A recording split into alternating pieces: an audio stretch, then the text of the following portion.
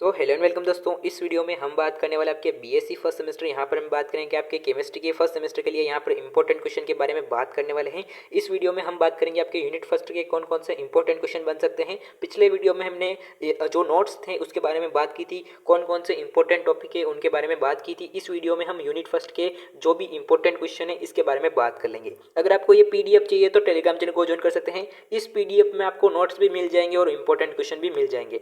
तो यहाँ पर आपको नीचे स्क्रॉल करना होगा और आपको इंपॉर्टेंट क्वेश्चन देखने को मिल जाएंगे। इन क्वेश्चन के आंसर आपको इसी पीडीएफ में देखने को मिल जाएंगे। यहाँ पर हम वन बाय वन आपके इंपॉर्टेंट क्वेश्चन देख लेते हैं।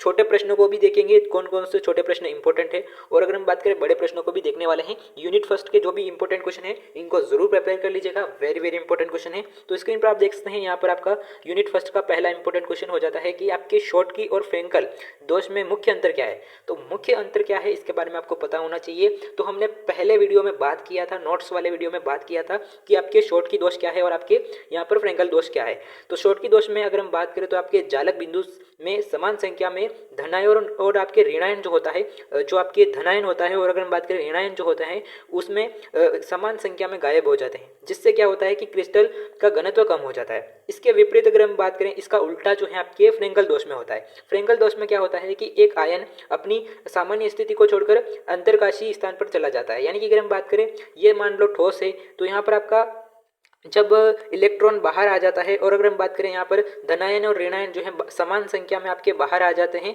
और अगर हम बात करें यहाँ पर आपके समान संख्या में गायब हो जाते हैं, तो इसे हम यहाँ पर शॉर्टकी दोष कह देते हैं। और अगर हम बात करें अगर ठोस में अगर हम बात करें तो यहाँ पर आपके अगर इलेक्ट्रॉनों का, या फिर अगर हम बात करें यहाँ पर धनायन, या फिर अगर हम बात करें आपके ऋणायन का जो है आपके सामान्य तौर पर आपका धनायन जो है आपके आमतौर पर अपनी सामान्य स्थिति जो है आपके छोड़कर यहाँ पर आपके अंतरकाश में आ जाता है, सामान्य स्थिति को छोड़कर यहाँ पर अंतरकाश में आ जाता है। तो इसे हम यहाँ पर अंतरकाशीय जो है आपकी रिक्ति कहते हैं, और इस दोष को हम कहते हैं फ्रेंकल दोष। तो ये जो है आपका फ्रेंकल दोष हो जाएगा, जिसमें अगर हम बात करें तो आपके क्रिस्टल का घनत्व अपरिवर्तित रहता है। यानी कि अगर हम बात करें आपका क्रिस्टल का जो है आपका घनत्व परिवर्तित नहीं होता है। तो ये जो है आपके फ्रेंकल और शॉर्टकी में अंतर हो जाएगा, मुख्य अंतर।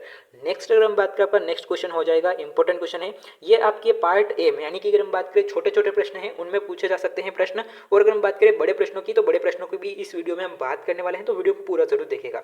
अब अगर हम बात करें, आपका सेकंड क्वेश्चन हो जाता है जालक ऊर्जा और आपकी विलायकन ऊर्जा के संदर्भ में आयनिक यौगिकों की विलयता को समझाना है। तो यहाँ पर अगर हम बात करें आपके आयनिक यौगिकों की विलयता इन दो ऊर्जाओं के संतुलन पर निर्भर करती है। यदि विलायकन ऊर्जा जो आयनों के विलायक द्वारा गिरने पर निकलती है तो यहाँ पर आपकी जालक ऊर्जा से अधिक होती है। और अगर हम बात करें यौगिक विलायक में घुलनशील होता है, यदि विलायक ऊर्जा अधिक होती है तो वह अघुलनशील होती है। तो मैंने आपको जो फर्स्ट वीडियो था उसमें बताया था कि आपकी जालक ऊर्जा विलायक ऊर्जा के संदर्भ में आपके आयनिक यौगिकों की विलयता को किस प्रकार से आपके प्रभावित करती है। वहाँ पर आपका थोड़ा अच्छा तरह से मैंने समझाया था, क्योंकि आपके यहाँ पर मैं आपको एक बार और बता देता हूँ क्योंकि आपको समझ में नहीं आ रहा होगा। तो यहाँ पर स्क्रीन पर आप देख सकते हैं, कहाँ गया वो। तो स्क्रीन पर आप देखते हैं विलायकन ऊर्जा, जब आपके यौगिक घुलनशील होते हैं तो आपकी विलायकन ऊर्जा अधिक होती है, तो आपके घुलनशील यौगिक होते हैं। और अगर हम बात करें जालक ऊर्जा, अब अगर यहाँ पर आपकी अधिक होती है तो यहाँ पर आपके यौगिक अघुलनशील होते हैं। तो कुछ इसी प्रकार से आपकी विलयता प्रभावित होती है आपके विलायकन ऊर्जा से। तो यहाँ पर अगर हम बात करें, ये जो आपका सेकंड क्वेश्चन का आंसर आपको यहाँ पर आसानी से देखने को मिल जाएगा। इसको भी लिख सकते हो और उसको भी लिख सकते हो। इसके अलावा अगर हम बात करें, आपका नेक्स्ट जो हो जाएगा वो हो जाएगा आपका यहाँ पर नेक्स्ट क्वेश्चन है थर्ड क्वेश्चन की। अगर हम बात करें तो आपके यहाँ पर third question very very important question हो जाता है। ब्राउन-लैंड समीकरण में मेंडलिंग स्थिरांक का महत्व क्या है इसके बारे में डिस्कस करना है। तो यहाँ पर आप देख सकते हैं क्या डेफिनेशन है। तो यहाँ पर आपके मेंडलिंग स्थिरांक जो होता है वो एक ज्यामितीय स्थिरांक है। यह क्रिस्टल जालक में आयनों की विशेष व्यवस्था के कारण होने वाले आपके स्थिर विद्युत अंतःक्रियाओं को दर्शाता है। तो ये जो है आपके इतना इंपॉर्टेंट तो नहीं है, लेकिन अगर हम बात करें थोड़ा बहुत डेफिनेशन और इसका महत्व देख लेना है। इसके अगर हम बात करें, आपका जो चौथा क्वेश्चन है वेरी वेरी इंपॉर्टेंट क्वेश्चन है। यहाँ पर अगर हम बात करें चौथा क्वेश्चन क्या हो जाएगा, तो वो है आपका NH3 NF3 में से किसका ध्रुवण अधिक है, द्विध्रुव आघूर्ण है जो किसका अधिक है और क्यों अधिक है इसके बारे में बताना है। तो यहाँ पर अगर हम बात करें, आपका NH3 का जो द्विध्रुव आघूर्ण होता है वो अधिक होता है। अब क्यों अधिक होता है इसके बारे में देख लेते हैं। तो आपका NH3 होता है उसमें एक लोन पेयर होता है, यानी कि अगर हम बात करें आपका एकल जो आपका इलेक्ट्रॉन जुड़ा होता है, यानी कि अगर हम बात करें आपका जो NH3 होता है उस पर आपका एक लोन पेयर होता है, उसके कारण जो आपके द्विध्रुव आघूर्ण अधिक होता है। यहाँ पर अगर हम बात करें स्क्रीन पर आप देख सकते हैं NH3 में आपके जो आपके नाइट्रोजन और हाइड्रोजन के बीच में बंद होता है वो आपके बंद आघूर्ण और आपके अकेले जोड़े होता है जो कि आपकी लोन पेयर होता है वो आपके आघूर्ण एक ही दिशा में यहाँ पर आकर्षित करता है। तो यहाँ पर आपके लोन पेयर की वजह से आपका द्विध्रुव आघूर्ण अधिक होता है आपका NH3 का। तो यहाँ पर आप देख सकते हैं इसकी डेफिनेशन। तो यहाँ पर अगर हम बात करें क्यों अधिक होता है, यहाँ पर आप देख सकते हैं अगर हम बात करें आपका जो NH3 होता है कुछ इस प्रकार से आपकी इसकी संरचना होती है, यहाँ पर हाइड्रोजन बंद होता है और अगर हम बात करें यहाँ पर भी हाइड्रोजन बंद होता है और यहाँ पर भी आपका हाइड्रोजन बंद होता है। और अगर हम बात करें आपका NF3 में तो यहाँ पर आपका नाइट्रोजन हो जाता है और अगर हम बात करें यहाँ पर आपका F हो जाता है और अगर हम बात करें यहाँ पर आपका F हो जाता है और अगर हम बात करें यहाँ पर आपका ये F हो जाता है। तो ये कुछ इस प्रकार से जो है आपका हो जाता है। इसके अलावा अगर हम बात करें ये जो आपका यहाँ पर एक लोन पेयर होने के कारण जो है आपका यहाँ पर ऊपर की ओर यहाँ पर अधिक ध्रुवण महसूस करता है और अगर हम बात करें इस प्रकार से जो है आपका यहाँ पर अपने इसकी ध्रुवण क्षमता अधिक हो जाती है NH3 की और अगर हम बात करें NF3 की ध्रुवण क्षमता कम होती है। इसके अलावा अगर हम बात करें आपका नेक्स्ट जो हो जाएगा वो हो जाएगा आपका यहाँ पर अगर हम बात करें आपका फाजान के नियमों को बताते हुए यहाँ पर ध्रुवीकरण शक्ति और अगर हम बात करें आपकी ध्रुवीयता को परिभाषित कीजिए तो यहाँ पर आपको फाजान के नियम के अनुसार आपको ध्रुवीकरण की शक्ति और अगर हम बात करें आपकी ध्रुवीयता को परिभाषित करना है। डेफिनेशन है, सिंपल डेफिनेशन आप पढ़ सकते हो, इतना इंपॉर्टेंट नहीं है। इसी का प्रश्न आपको बड़े प्रश्नों में देखने को मिल जाएगा, वो भी आप पढ़ सकते हो, वो इंपॉर्टेंट हो जाता है। यहाँ पर अगर हम बात करें आपका ICl2 की ज्यामिति निर्धारण करने के लिए यहाँ पर आपका जो आपकी VSEPRT सिद्धांत के द्वारा प्रयोग करना है। तो आपको बताना है कि आपकी Cl2 की ज्यामिति का निर्धारण करने के लिए आप किस प्रकार से आप VSEPRT सिद्धांत का प्रयोग कर सकते हैं। इतना इंपॉर्टेंट तो नहीं है, लेकिन अगर हम बात करें आपके आयोडीन केंद्रीय परमाणु होता है जिसमें अगर हम बात करें आपका यहाँ पर 7 संयोजकता इलेक्ट्रॉन होते हैं। Cl के जो है आपके 2 बंद एक अतिरिक्त माइनस आवेश के कारण यहाँ पर आपके इलेक्ट्रॉन जुड़ जाते हैं और अगर हम बात करें कुछ इस प्रकार से हो जाता है 7 + 1 + 2 और अगर हम बात करें अपॉन में हो जाएगा आपका 2 = हो जाता है आपका 5। तो यहाँ पर आपको समझ में नहीं आता है तो आपको पता होना चाहिए कि आपके ICl2 में आपका किस प्रकार का संकरण होता है, इसके बारे में आपको ज्यामिति निर्धारण करना है। तो यहाँ पर आपको किस प्रकार से जो है आपके लोन पेयर होते हैं, बॉन्ड पेयर होते हैं, इसमें अगर हम बात करें तो आपके संकरण किस प्रकार का होता है आपको ये पता होना चाहिए बस। इसके अलावा अगर हम बात करें संकरण आपको पता होगा तो आप VSEPRT सिद्धांत के अनुसार आपको यहाँ पर पता चल जाएगा। इसके अलावा अगर हम बात करें नेक्स्ट जो हो जाएगा वो हो जाएगा आपका नेक्स्ट अगर हम बात करें आपका छठा क्वेश्चन इतना इंपॉर्टेंट तो नहीं है, लेकिन अगर हम बात करें संरचना पूछ सकते हैं। तो यहाँ पर अगर हम बात करें यहाँ पर ICl2 में किस प्रकार का संकरण होता है वो पूछ सकते हैं। तो यहाँ पर आपके sp3d जो संकरण होता है आपका ICl2 में होता है। यहाँ पर अगर हम बात करें आपका 7th जो क्वेश्चन है वो इंपॉर्टेंट है। VBT के किन्हीं 2 सीमाओं का उल्लेख कीजिए, ये प्रश्न पूछा जा सकता है। तो यहाँ पर अगर हम बात करें पहली सीमा आपकी हो जाती है ये यहाँ पर ऑक्सीजन जैसे अणु की जो चुंबकीय गुण है उसकी व्याख्या नहीं करता है। यहाँ पर अगर हम बात करें दूसरी जो आपकी सीमा हो जाएगी वो हो जाएगी आपकी ज्यामिति की व्याख्या नहीं करता है। तो ये जो है आपके VBT की सीमाएं हो जाती है। इसके अलावा अगर हम बात करें नेक्स्ट जो हो जाएगा 8वां प्रश्न है sp3d संकरण में शामिल कक्षकों के नाम लिखिए और उदाहरण दीजिए। तो यहाँ पर अगर हम बात करें sp3d संकरण में शामिल कक्षक यहाँ पर आपकी S कक्षक, 3p कक्षक, अगर हम बात करें तो 3p कक्षक में आपकी px, py और pz। अगर हम बात करें d कक्षक की तो आमतौर पर आपका dz2 जो होता है वो कक्षक होता है। अगर हम बात करें ये जो 5 कक्षक मिलकर आपकी sp3d संकरण बनाते हैं, यहाँ पर अगर हम बात करें कुछ इस प्रकार से जो है आपकी sp3d संकरण हो जाएगा। अगर हम बात करें यहाँ पर किस प्रकार की संरचना बनाता है आपका sp3d, तो यहाँ पर आपका sp3d संकरण जो आपका वो होता है आपका त्रिकोणीय द्विपिरामिडीय जो है आपकी संरचना बनाता है। उदाहरण की अगर हम बात करें तो आपकी PCl5 जो है आपका संरचना हो जाती है। उदाहरण यहाँ पर आपको लिख कर आना है। तो यहाँ पर आप स्क्रीन पर आप देख सकते हैं कुछ इस प्रकार से जो है आपका रहने वाला है sp3d संकरण।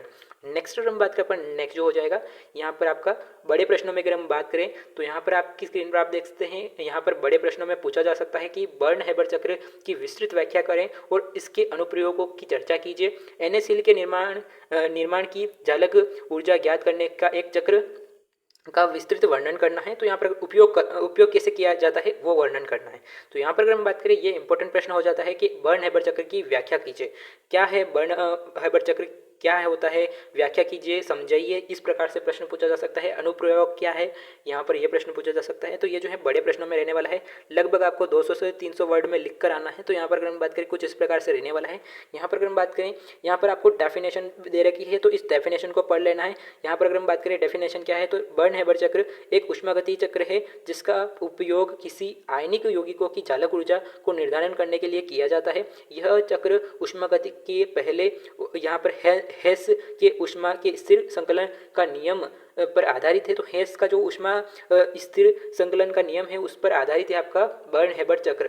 यहाँ पर अगर हम बात करें, यहाँ पर हेस का नियम क्या कहता है कि किसी रासायनिक अभिक्रिया में होने वाले कुल ऊष्मा परिवर्तन समान रहता है, चाहे वह एक चरण में हो या कई चरणों में।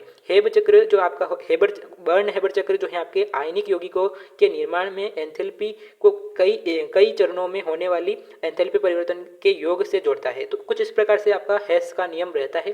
बर्नहेबर चक्र की डेफिनेशन भी आप पढ़ सकते हैं, थोड़ा बहुत तो आपको पढ़ना होगा। मैं आपको बता सकता हूँ कि डेफिनेशन क्या है, कौन सा इंपॉर्टेंट है। यहाँ पर अगर हम बात करें आपके कई चरणों में आपका जो आपके बर्नहेबर चक्र होता है, तो यहाँ पर आपका ये प्रश्न जो है वेरी वेरी इंपॉर्टेंट प्रश्न हो जाता है इस यूनिट का।